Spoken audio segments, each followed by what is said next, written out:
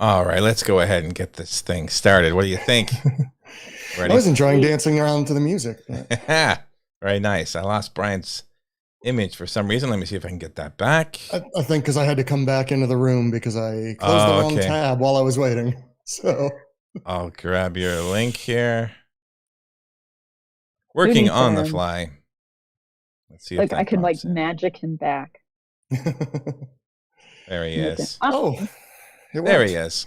He's back and we're back. Back for another round of YouTube Q&A, and Becky's got all kinds of awesome stuff for us today. Can't wait to hear about how all the testing went.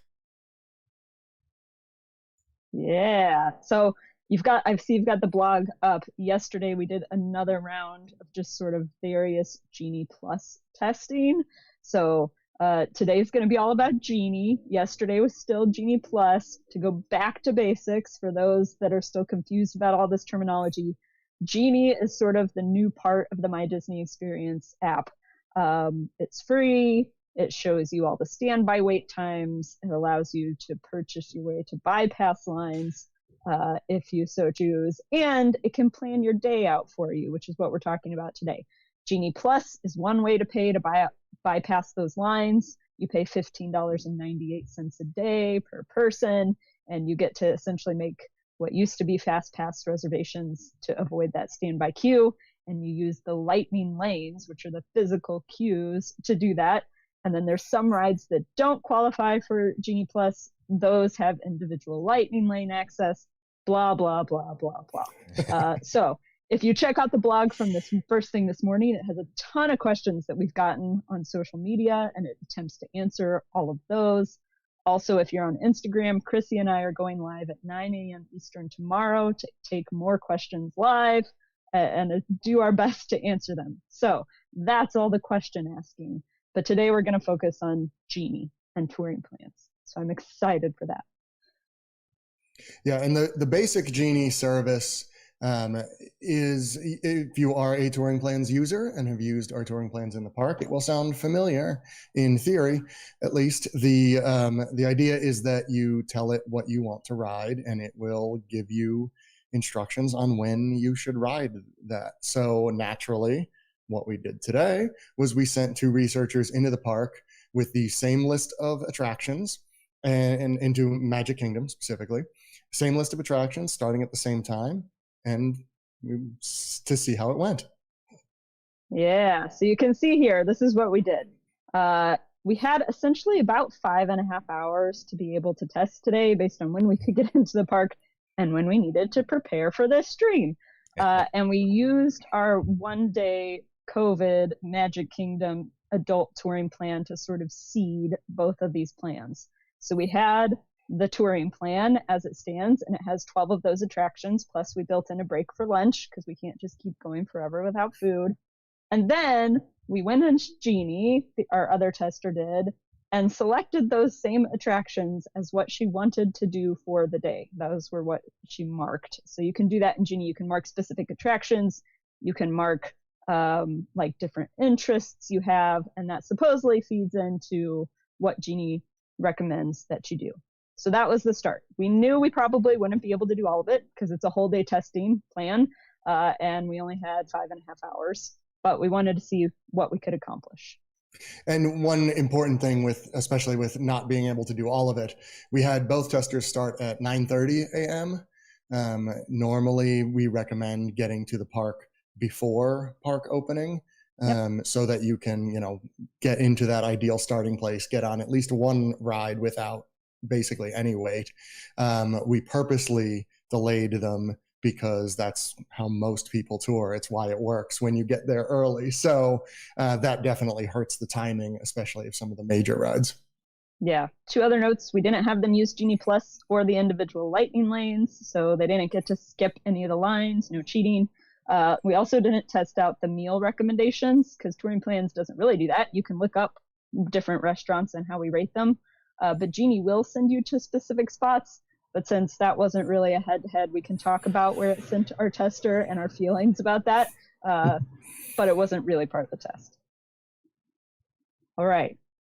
Let's see what happened throughout the day. And if you followed us on Twitter, you should probably already have a good idea of this. So, like Brian mentioned, Both of our testers started out at Casey's Corner 9:25, and they flew.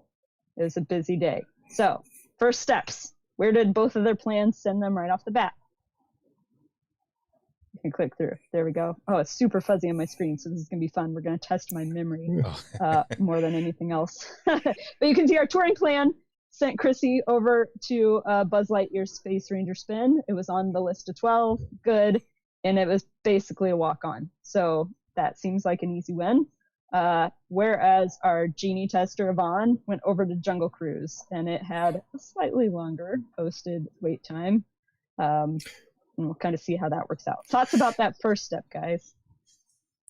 Well, I think one of the things we get questions a lot about the touring plans is why it will avoid some of the big attractions, especially for like the second, third step, the step you get to at 9:30 in the morning kind of thing.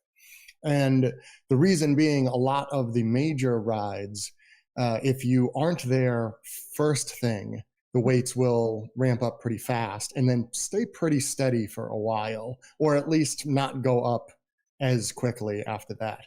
So what the touring plans often do is have you knock out a lot of these smaller rides with little to no wait, like Buzz Lightyear, which was a 1 minute wait, first thing, and then just have you kind of do some of the other rides later when your time savings is not really in question. But Fred, I'm sure you can speak to that a lot better than I can. I'm not sure why I started talking. Well, I'm one of the old timers that's been doing this for a long time, and I mean, rope drop used to be a thing where you could gain a huge advantage, but I think over the last 5 years, I would say the secret is completely out. And so it's like you said, Brian, it's really, really tough to be in that first group, that first wave of people who are going to basically walk on to a ride. So since these touring plans are starting at 9:30, that advantage is totally gone. So we're dealing with some fairly substantial crowds in that first half an hour. So that's why it's sending you to some of these rides with smaller waits. These, I don't want to call them lesser attractions, but less popular attractions. We actually did a test, I don't know, must have been about 3 years ago now. And it was Fred and myself and Steve and Len, I believe, were the ones that were there, yes, where we did a rope drop of Seven Dwarfs Mine Train. And we spaced it out. I think we were each about 5 minutes apart from each other, just to see kind of what would happen. And basically whoever went first, I think it might've been Steve, walked right on. Yeah. Whoever went second had a little bit of a wait, but it wasn't bad.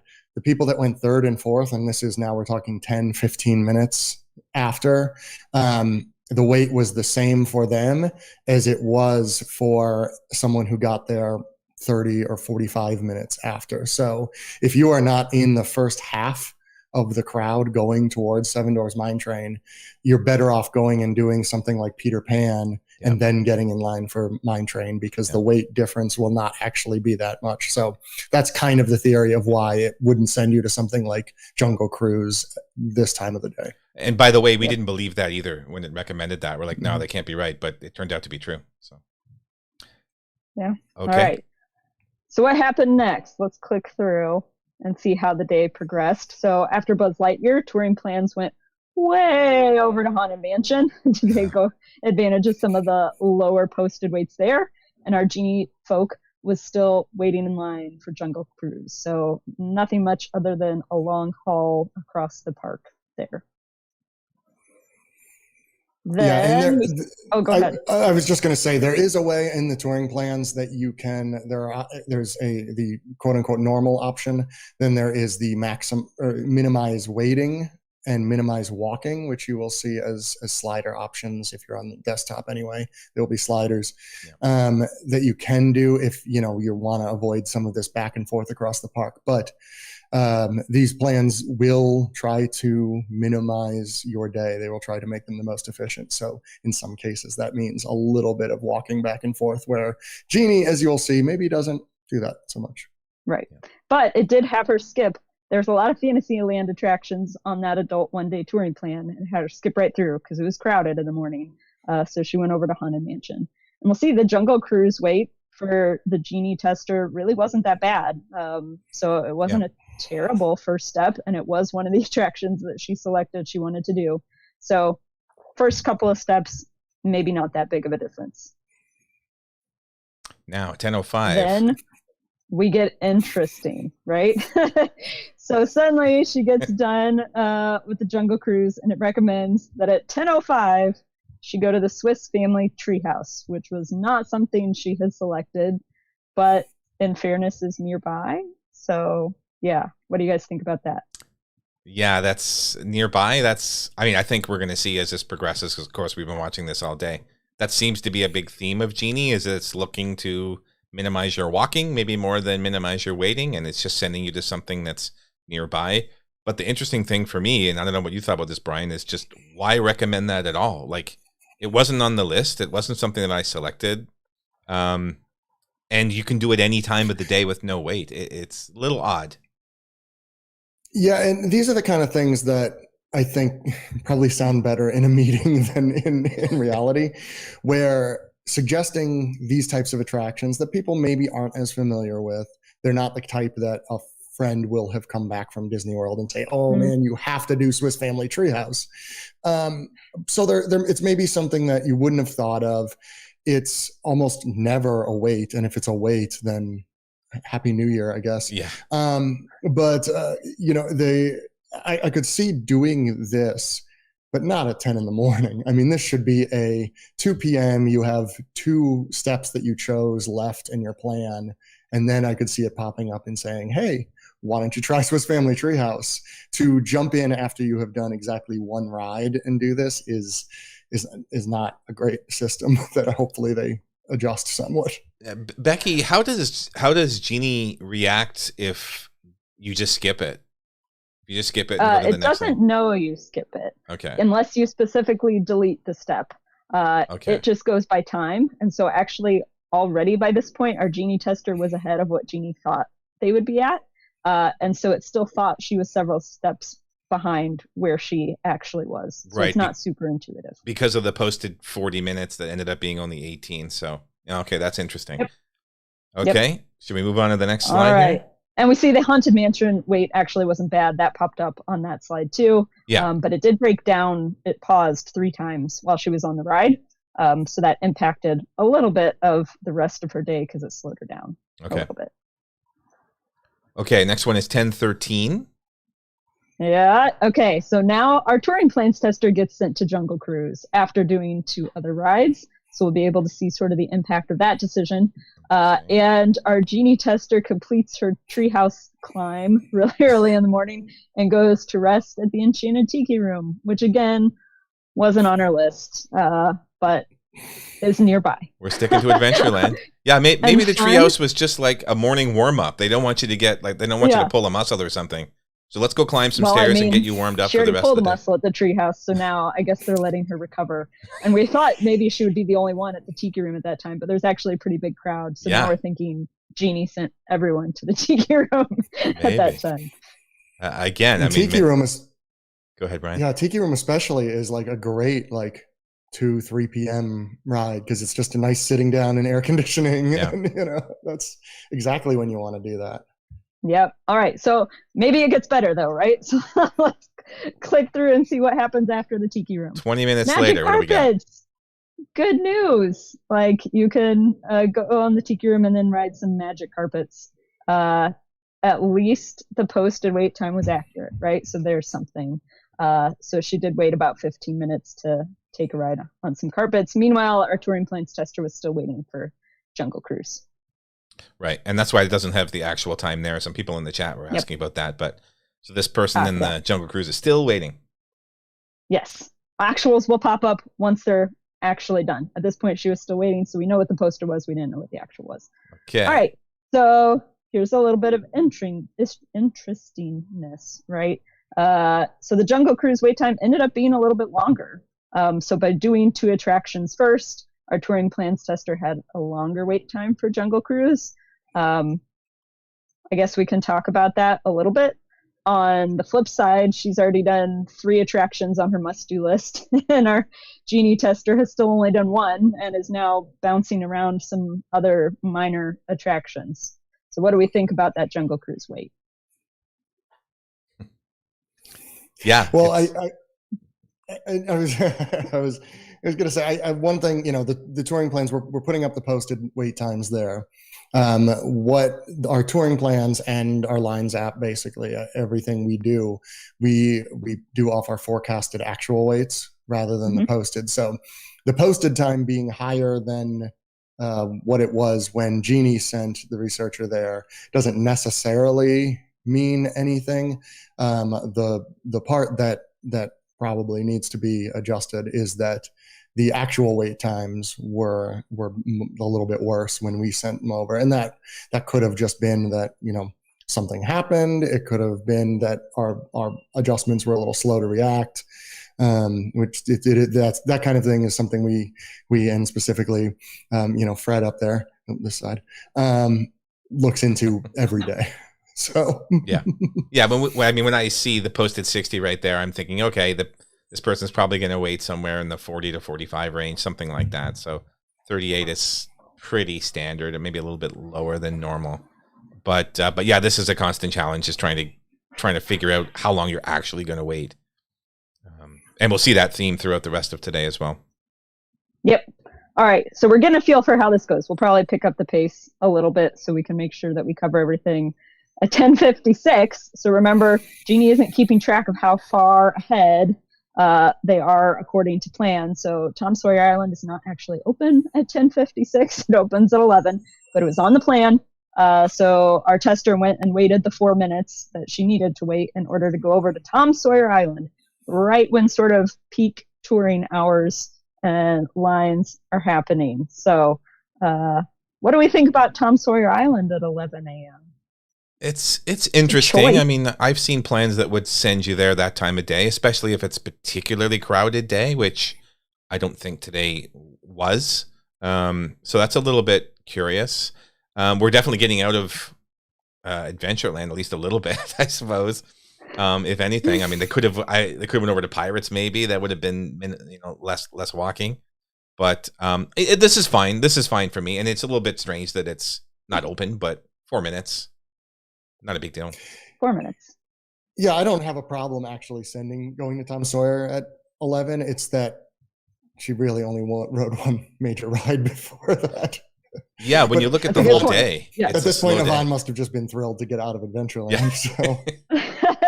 So she was actually thinking that maybe Genie put it in her plan to get her away from civilization so that she could rethink about her choices in life and then be really happy with wherever it's in. So maybe that'll happen. All right, where did it send her next? Well, she's actually still stuck there, but she's actually on the island now instead of in line.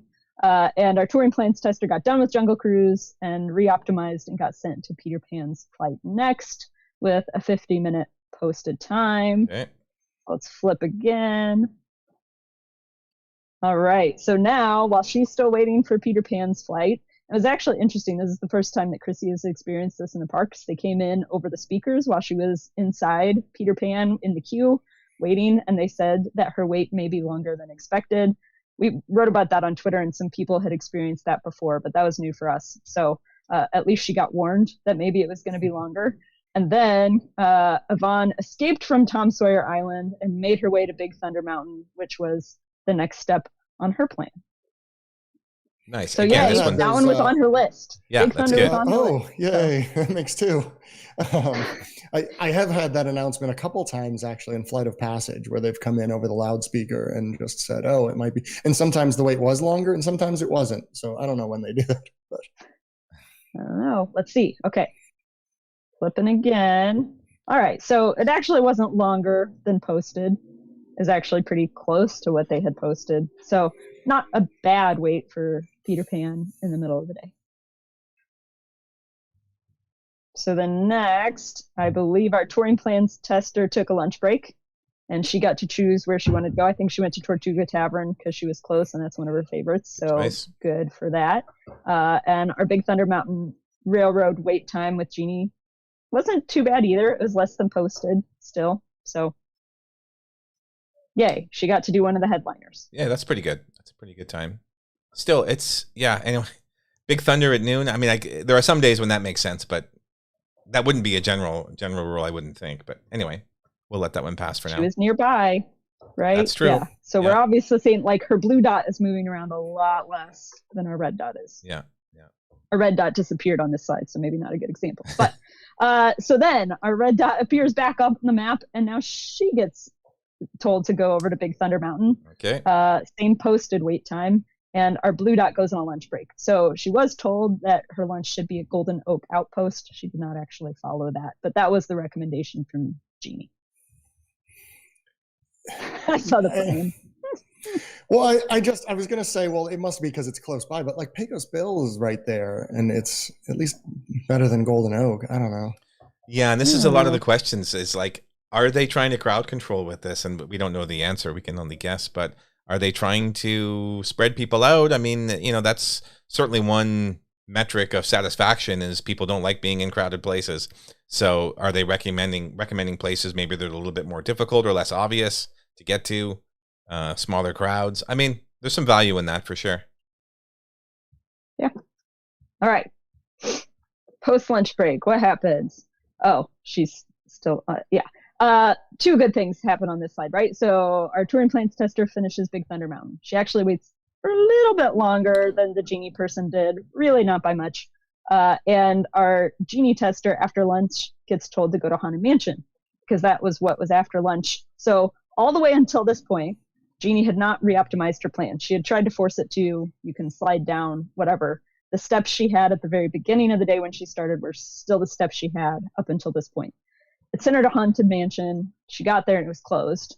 And so it recalculated at that point. So this is the first time that her steps have actually reshuffled. And it was because the attraction was closed. The Swapperoo. The Swapperoo. Here we go. Genie was forced to Swapperoo. So what did it swap her to? Country Bear Jamboree. You thought she'd escaped from the Adventureland Frontierland We're back. area. No, it sucked her right back in. So it swapperooed Haunted Mansion with Country Bear Jamboree. Okay. In the meantime, since our touring plan tester had finished at Big Thunder Mountain, she got to go to Pirates of the Caribbean. Okay.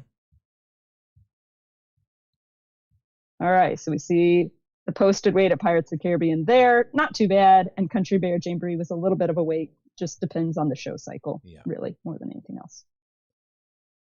And Pirates of the Caribbean actually ended up not being a long wait at all. Wow. So our Genie tester was still in the show by the time our touring plans tester got on Pirates of the Caribbean. It's a good afternoon so far for the touring plans tester person. Mm-hmm. Okay, sorry. I'm just going to copy some questions from the chat here. Next, 148. Okay. What do we got? All right, at 148, here's where it gets really fun. You thought the Genie tester was having a good day up till this point.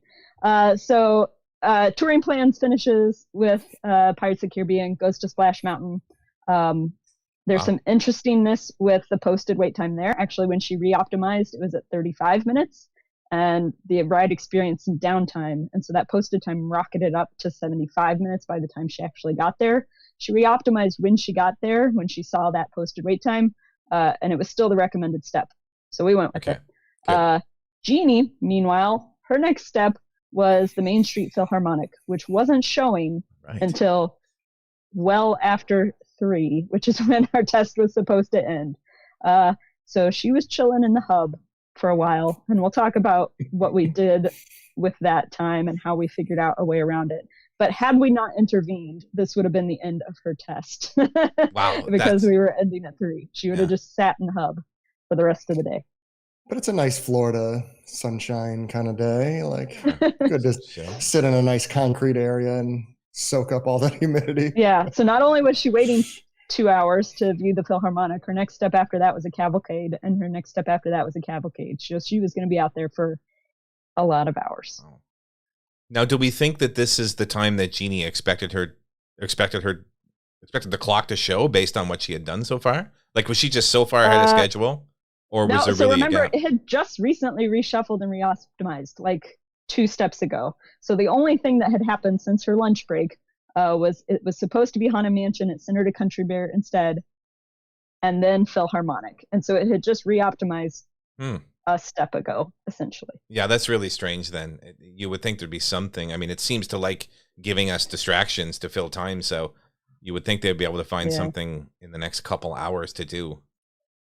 Yeah. So in real life, because our tester didn't want to get sunburned and have heat stroke, she went and rode the People Mover while she was waiting for the Philharmonic. I mean, even if they were to say, like, you know, go check out the shops or something, like in the heat of the day, that would have been a good recommendation and a very Disney-like one.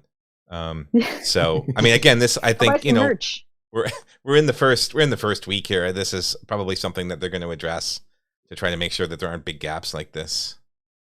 Yeah. But, okay. We would hope. All right. Should we move on? So let's see what happened. So we decided to cheat eventually after she rode the People Mover and was still supposed to be waiting for cavalcades. She deleted the Philharmonic and the 2 cavalcades from her Genie plan. And she pretended like she didn't want to do them. And then, since it was like a 4-hour break, that triggered Genie to re-optimize again. And so you could do that if you needed a workaround to try to get rid of a gap. So then it centered a Space Mountain, which she actually did. So good. There's a comment in the chat, which is good. Adam brings up a point that I have seen touring plans that will have a gap of like an hour as well, and usually in that middle part of the day, just because there's no good option. So that's a fair point that Adam makes. Yeah. Yeah, and what happens, which is we get that question a pretty fair amount of time when they say, oh, there's just a 4-hour gap in the middle of my day, like in the plan, what's wrong? And it's, at least with touring plans and possibly with Genie too, it's usually a good problem to have. It means you have more time than you need to complete your steps. And so with touring plans, at least I can speak to that, what it's doing is minimizing your wait by having you ride everything either in the morning or in the evening. The way to stop that with a touring plan is either if you want to add some breaks where you want to take them, that helps, or you can edit the plan's stop time. So in this case, if you wanted to stop by 3 p.m., you could set the end time for 3 p.m. and then it would compress everything. It's very possible that Genie has that same issue, that maybe it was just like, well, Space Mountain is better to wait to ride later, so we'll just send you. Now, unlike touring plans, Genie has the ability, obviously, to add more stuff to do in there. Touring plans will not do that unless you add it. We don't just pop up new things in there. We don't, download a U2 album on your iPhone for you or anything. So I don't know why they didn't just put some more stuff in there, but that's at least why it will happen with touring plans. Yeah. Right. So we had pulled, there were a lot of attractions that she could have easily fit that weren't on her plan for the rest of the day. We'll look at what the rest of her day looked like here in a little bit, and it didn't, right? So that's a little bit of the difference. In touring plans, we're not stuffing your day full of attractions. It's what you pick, and we try to optimize your wait. Genie is stuffing things in there, very obviously. So a little bit different, but you're right. There can be breaks. All right. So that Splash Mountain wait ended up not being too terrible, still pretty long, but it's the middle of an afternoon on a hot Florida day. So it was going to be what it was. And right after I was able to finish that before 3:00 still. So yeah, that's why it's so long. It's because it's right after a breakdown. It takes a while to get going. And then a lot of people don't leave. So it kind of, jacks up the wait time. Yep. Okay. Let's go on to 258. We're getting close. All right. So our Genie tester finishes her Space Mountain ride. This is essentially the end of her test, really. And our touring plans tester manages to squeeze in and make it to It's a Small World before 3. So we went ahead and counted that as an attraction she was able to accomplish and got in line with a posted wait time of 20 minutes. Very good. 305. All right. Oh, click through one more. I think that was a bonus slide. And then it really wasn't a 20-minute wait. It was even less. So yay, day accomplished. She made it through one more of her rides. Okay. So here's a little summary. So we're going to go over some summary slides.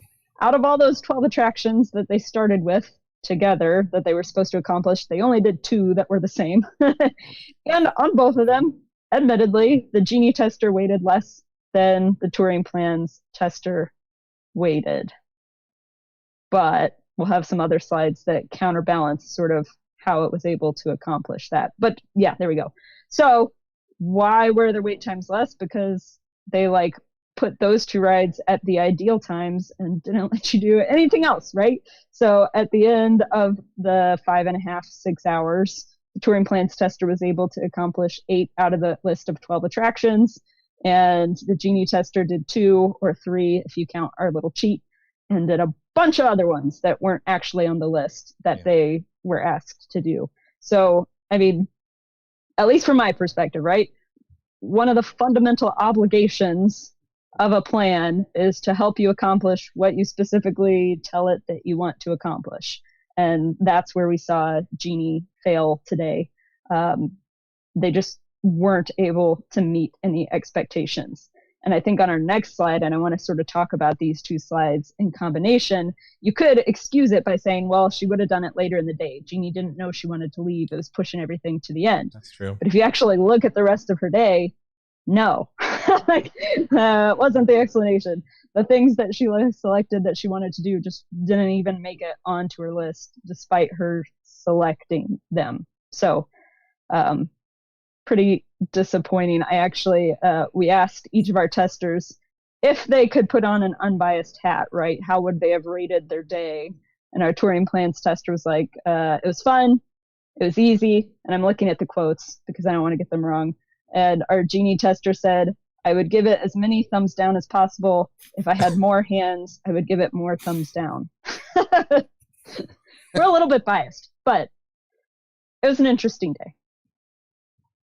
Yeah, and I'm just trying to think of like one of the things that as we are Disney nerds, we try to put ourselves in the shoes of the normal person that would visit Disney World, the ones who go every few years, once a decade, once in a lifetime kind of people.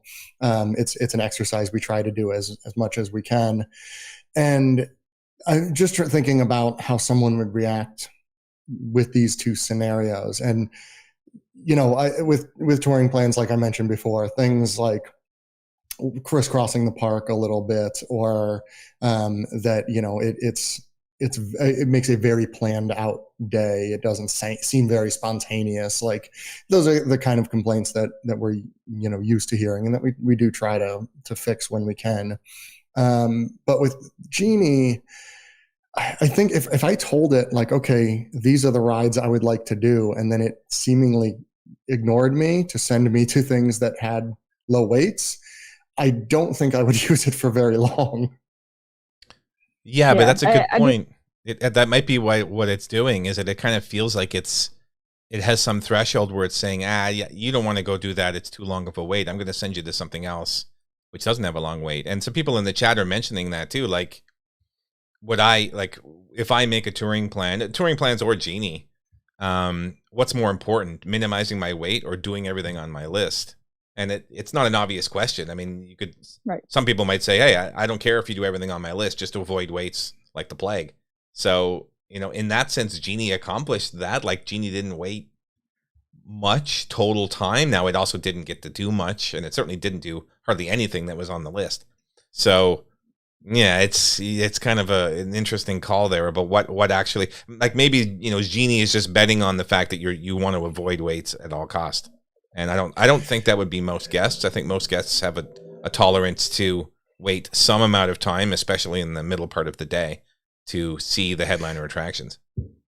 Yeah, where I could see it being almost most useful is, and I've known people that have gone that are kind of like this, where it's a friend, a relative, whatever, told me about these 2 rides. I really want to do those 2. And I don't care what else I do. So I pick Seven Dwarfs Mine Train and Space Mountain because I've heard of that. And then just let Genie tell me where else to go. And holy cow, we did 15 things today and hardly waited at all. Like that I could see being successful. But those are not usually the people we deal with. So Yeah. Yeah. I mean, if I put on the hat of a first-time visitor that knows a little bit, and obviously I'm picking this list of attractions based on what I've heard from other people that have visited or whatever the case may be, but I go home and I didn't get to ride Seven Doors Mine Train and I didn't get to ride whatever. That list is pretty long in this case. It never told me to go see Enchantment. So if I'm relying only on Genie, like I'm going to hear some fireworks at some point and I'm going to notice the hub is a lot more crowded than it was when I was watching my cavalcades. But other than that, like there were some really like big misses that I would then feel like, well, why didn't I get to go see those things? And now do I have to come back and do it again or whatever the case may be? Yeah. And it was interesting. I heard somebody else say that during the test, Disney wasn't really trying to upsell you Genie Plus from what we heard, which is good. That's good. No, it's like, this is my plan. I'm sticking to it. Not really. Other than, so when we did the cheat, and she deleted all the cavalcades and it sent her to Space Mountain. When it sent her to Space Mountain and said, this is a new recommendation to fill in a gap, it did give her a little right under it. You can bypass the line for $7, right? Right. So that was the one time that it did show up. Okay, that's good to know. I've got a whole list of questions here from the chat. Should we go through those? Let's do it. Okay. Let's see here. Yeah, I've been watching some of them go by, and yeah, I've been trying to record them here. Some of them are good. Some of them are good. Okay, so tell us which ones aren't good. Yeah, if we want to meet up with friends and link our Genie Plus, can we do that after we pay for it individually? Good. We started off with one that stumps me. We haven't tried to do that.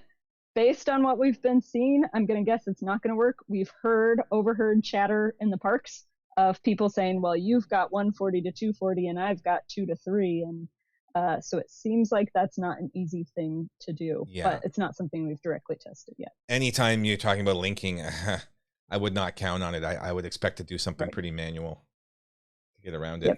Yeah, I mean, anyone who's used My Disney Experience knows that linking is tricky at the best of times. So is there going to be a way to mark in touring plans that we intend to buy an individual lightning lane rather than assume the standby time in our plan on your site?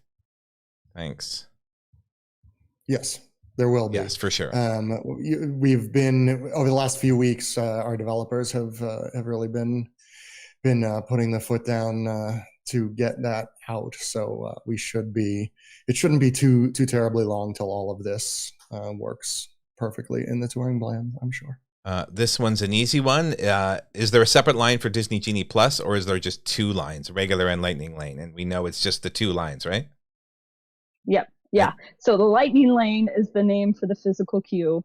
The way you access it is either through Genie Plus or things like Rider Swap or DAS, or through an individual lightning lane access or selection. Right. So there's just those 2 lanes, standby and non-standby lightning.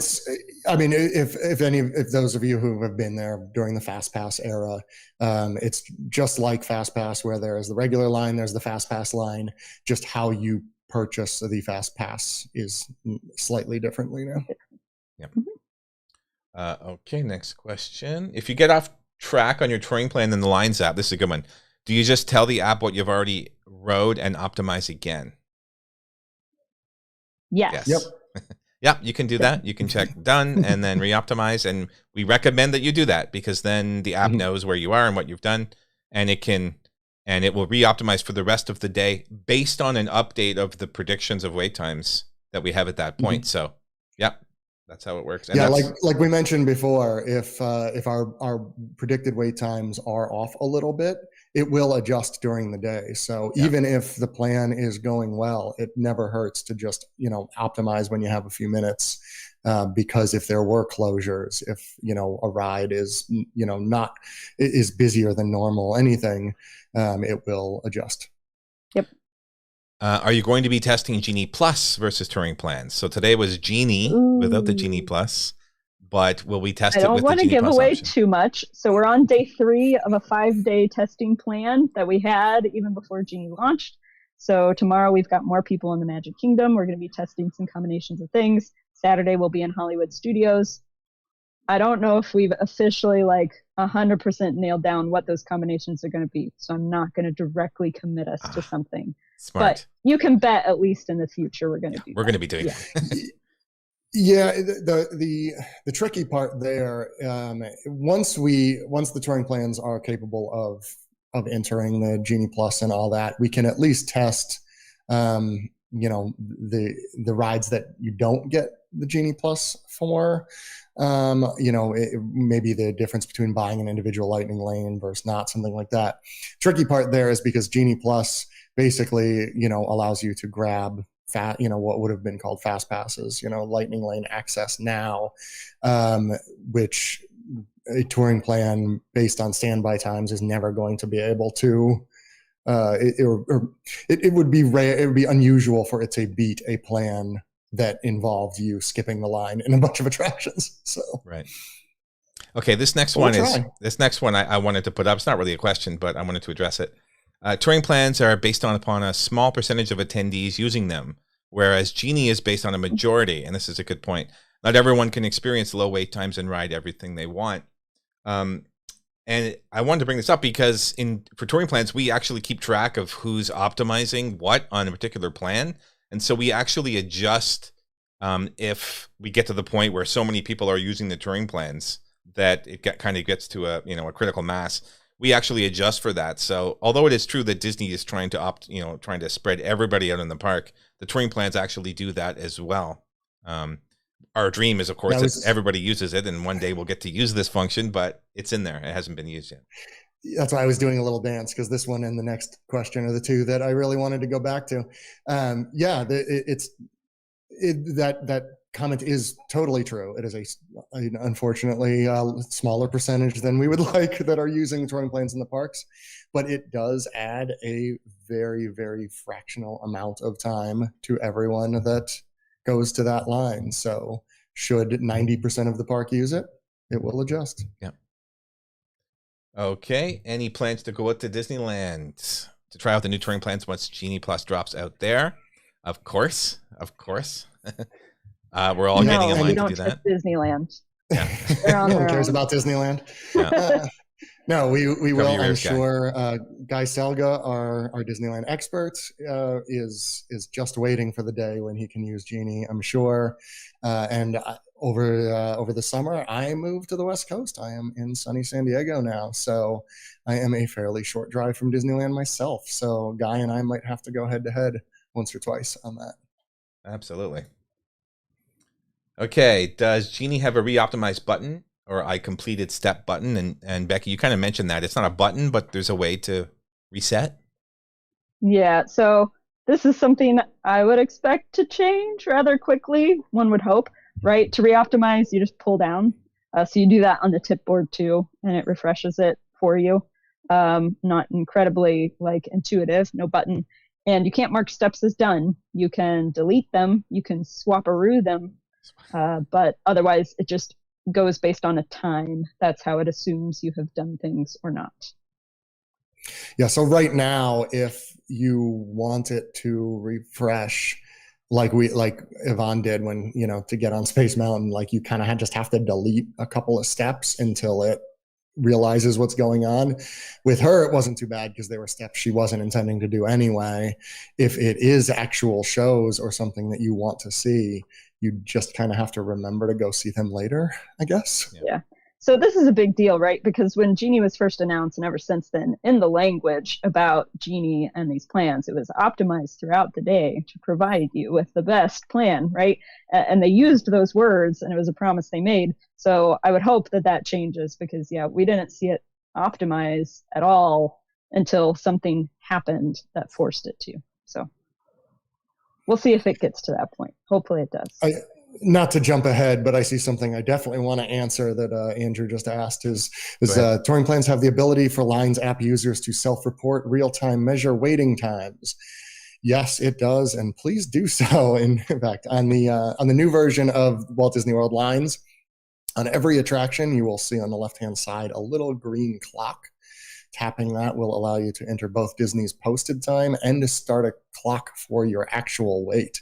Those actual waits are basically what we use to project everything. So yeah, those are my life those fuel. are incredibly useful for us. Yeah, we need as many of those as we can get. What did touring plans predict for the wait times when Genie had the tester go to the 2 rides? We didn't actually post that in your slides, Becky, but you can get that information. Actually, I think I have the website open here. If you go to our site and click on an attraction and look on forecasts, it'll give you a picture of both what the projections are and what the actual wait times were.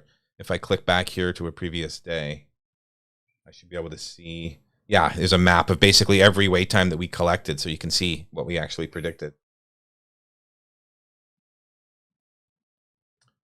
Are you guys monitoring Genie's effect on the standby line? Yes, but we don't have anything to report just yet. It's too small of a data set, I think. Yeah. Mm-hmm. There's a lot of things like that. I saw somebody ask about the I see it's the last question there, actually, the lightning lane times and equal, and a lot of that stuff is just, so this is what we can see so far, but we don't know yet. It's super in flux, right? We can say the standby times haven't dropped to 0 and they haven't like doubled or tripled. So, and when you think about it, I mean, yes, you would think standby times will go up because part of the line is being used for lightning lane. But if you take 2 days with the same total attendance, it's just shifting people from one queue to the other. So really, the time is not going to go up. But it could. There are certain situations where things could be shuffled around such that the standby times actually do go up. So we'll be tracking that for sure. Did you do a comparison of total waiting time? Did we actually do that or show that? Like who waited the? It's tough to say, right? Because there's a different number of attractions. We could, right? I can guarantee the touring plans wait would have been longer than the Genie wait, because Genie had no wait for Swiss Family Treehouse, 4 minutes for Tom Sawyer Island, right? We could add it up. We'll do that. And we'll put it on social media. If Len were here, in fact, if Len is listening, he's probably already working on a touring plan that tries to give you the maximum number of attractions for the minimal total wait, like where anything is an attraction. There you go. So here we're gonna go to all these diversions, crank those out. Okay. Can you have a Genie Plus reservation and one of the individual special pay ride per attractions? Yes, right? You can do that? Yeah. So this is one of those, another thing. I mean, it's a cool feature. It's also a scary feature. You can overlap anything right now.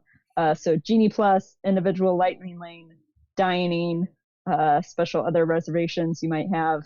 It does give you a warning after you book it when it's in your plan. But before that, there aren't really any guardrails to keep you from overbooking yourself. Okay, will touring plans recommend what Genie Plus to select in the future or allow you to enter them to optimize? Yes, I suspect they will, right? Eventually. Yeah, eventually. One of the things that we're still in the process of testing is which Genie Plus or which lightning lane selections are the best ones to choose. And that will be based on, wait times. It'll be based on what's available because like a little bit like the old Fast Pass system, but what it's really like is Max Pass that was available in Disneyland before, where you select a lightning lane and then you have to wait either until you use it or 2 hours, whichever comes first.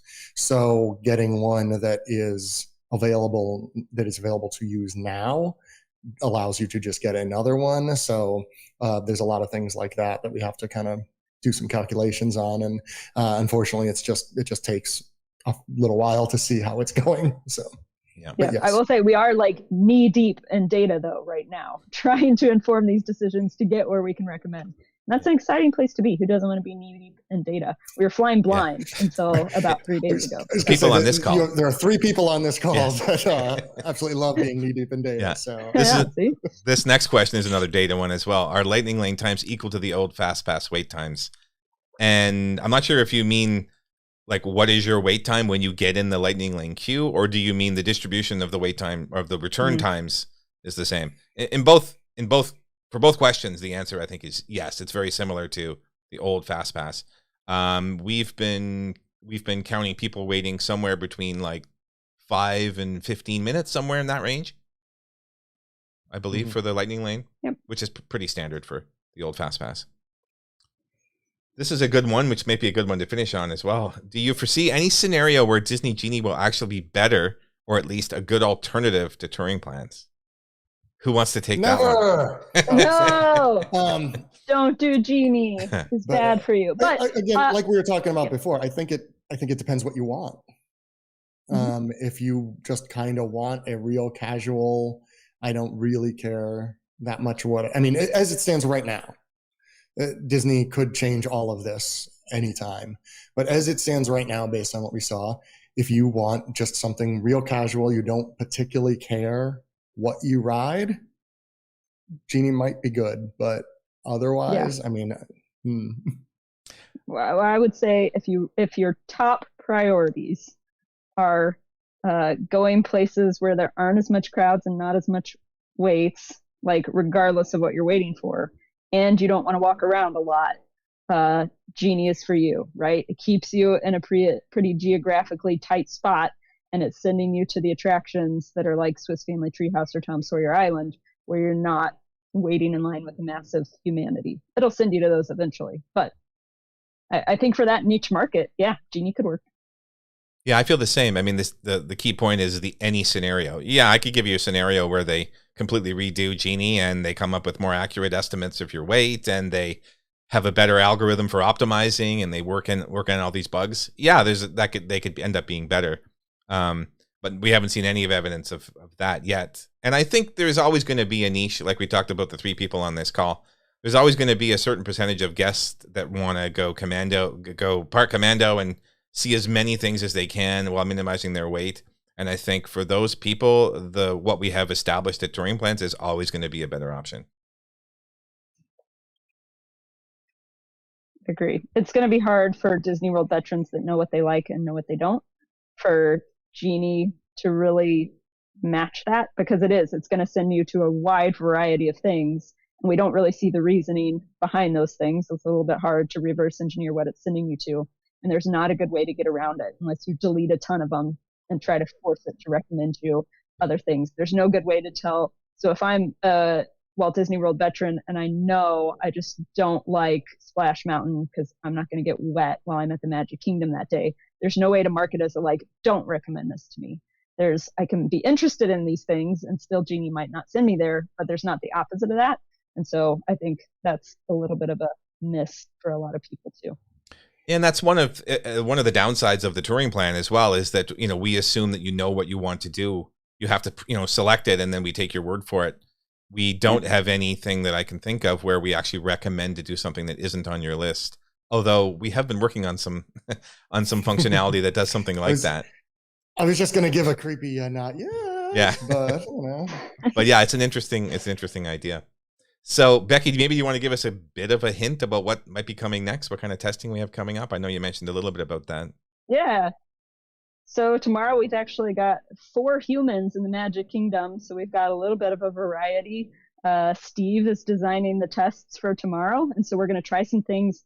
One of those things that I think he's planning is we put interests and what we wanted to do into Genie today, and it didn't really cover them. So I think he's going to try tomorrow. Someone puts in interest and someone doesn't. And do our interests really impact what you're doing or not? Does it really send you to whatever regardless? Is it taking those into account at all? So that's one of the things we're going to do. But then we've been doing a lot of this Genie testing in Magic Kingdom. We've done some Genie Plus and Lightning Lane testing elsewhere. So on Saturday, we're headed on out to Hollywood Studios because that's the place where things like Genie Plus passes have been getting booked up the fastest. And Rise of Resistance sells out pretty early every day. So it's a little bit unique compared to all the other parks. And again, we plan on having 4 people there so we can do a lot of different combinations of things. So those are our next 2 days. One of my favorite things that I know you mentioned to Steve for consideration with the test is where the people using Genie are standing when they start. And whether if they go and stand in Tomorrowland to start, whether that will impact it. I think that will be fascinating to see. That is a good note. So when we forced Genie to re-optimize by deleting all the things, Yvonne was physically in Tomorrowland and it sent her to Space Mountain. So there is something to be said that maybe something's happening there. Brad makes a good point in the chat. He says, I feel like Genie is more suited for the Walt Disney World guests that do no research, which is a decent point. Like if you really didn't know where you were going or what you should be doing, this was a way. This is something that you could follow, and it's better than staring at the map and making your own decisions. I will be fascinated to see the reaction in Disneyland, because as we know, Disneyland has far fewer people who are unfamiliar with the park than Disney World does. So it might not go over well. That's a great point. It'll be interesting. I think my biggest wish for Genie. Oh, that was bad. I didn't even mean to do a wish for Genie. Okay. You can't edit that out. It's live. There's no feedback loop, right? I can't even tell it when I'm done with something. And it gives me recommended attractions. And when I click on why this, sometimes it says parties like yours enjoy this. I have no idea how it decides that.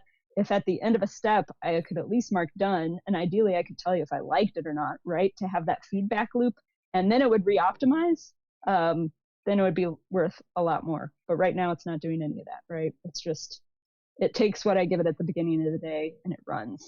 So someday, maybe. Okay, cool. Thanks very much, everybody. Always swoop in and offer to buy touring plans for, I don't know, $1 billion, $2 billion. I don't want to speak for Len, but in that range might do it. We'll listen. We'll listen to offers. Something similar to what they paid for Marvel. What was that? We'll use that as our $4 billion or something. Brian's gone all squiggly. There we go. He's back. Oh yeah, there he's back. Good. Okay, well that was awesome. Thanks guys for doing this. That was great. And sorry to anybody if we missed your questions. I tried to get as many of them as I could. There'll be lots more days for asking questions in the next coming days and weeks and months. It's been fun. It's been fun to watch. We'll see what tomorrow brings. Yeah. All right. Thanks, guys. We'll see you. Thank you. Have a good night.